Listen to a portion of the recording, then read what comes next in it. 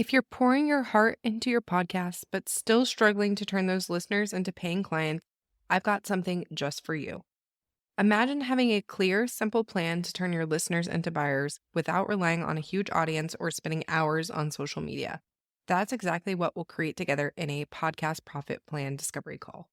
During this free 20-minute call, I'll help you discover more opportunities for profit in your podcast and give you the next best step to turn your show into a client attracting machine. If I've got an offer that will help you expedite this process, then we can also discuss working together. Book your free podcast profit plan discovery call now by going to podcastingformoms.co/profit plan or by clicking the link in the show notes. I can't wait to chat with you. Ever feel like you're one skipped recording away from ghosting your podcast entirely? You're juggling a business, a household, and tiny humans who need snacks every 5 minutes.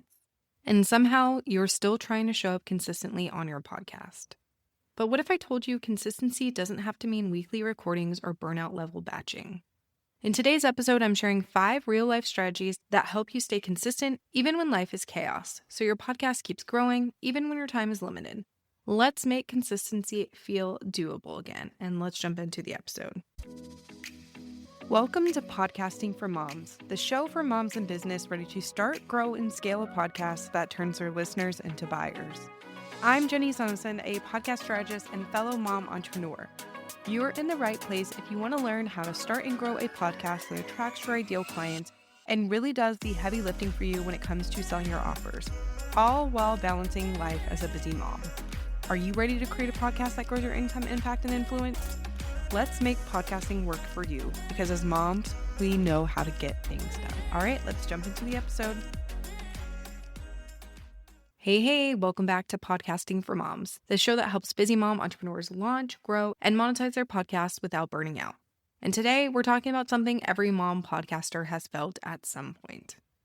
You want to stay consistent, you want to keep your podcast momentum going, but the truth is you have zero time to record. Whether it's sick kids, school events, a busy client season, or just sheer exhaustion, sometimes you're just not able to get behind the mic like you planned. So today I'm sharing 5 strategies I use in my own podcasting workflow and teach to my clients and teach to my students inside of Moms Behind the Mic Society to help you stay consistent even when life is chaos. So let's jump in. So first off, I want to start by saying you're not a bad podcaster if you're not able to record every week. Consistency doesn't mean perfection. It means finding your version of sustainable, especially in a season like motherhood where your time is not always your own. I've had weeks where I couldn't record because of a sick baby, tech issues, or just plain burnout. And guess what? That didn't ruin my podcast or my business. So let's redefine what consistency really looks like and give you some tools to keep showing up even when your energy and time are low. So the first strategy is to batch when you can, even mini batches. I know, you've heard batch your content probably 1,000 times, but batching doesn't have to mean recording 10 episodes in one day. It could mean recording 2 episodes while grandma has the kids, blocking one morning a month to record 3 episodes, using nap time once a week to record solo content. I want you to think of batching like a buffer. When you have episodes banked, a busy week doesn't throw off your schedule. A quick pro tip here is to create a running list of quick win episode ideas that you can pull from when you're short on time. All right, strategy number 2, use a flexible episode format. So not every episode needs to be a high production interview style masterpiece. Some of my personal favorite episodes are real talk voice note style solo episodes, 10-minute pep talks, or episodes where you're answering like 1 or 2 audience questions. I want you to give yourself permission to do low lift episodes that still deliver value. Your audience isn't expecting perfection, they're craving connection, and sometimes the real, raw episodes resonate the most. Strategy number 3, repurpose content that you already have. So this one is a game changer. You don't have to create brand spanking new content every single week. Think about it this way. Can you repurpose a blog post or an email into an episode? Pull an old Instagram live or training audio and turn it into a podcast? Or re-air a popular past episode with a fresh intro? You're likely already creating valuable content somewhere. Repurpose it into your podcast and make it work for you. Strategy number 4, plan for life to happen.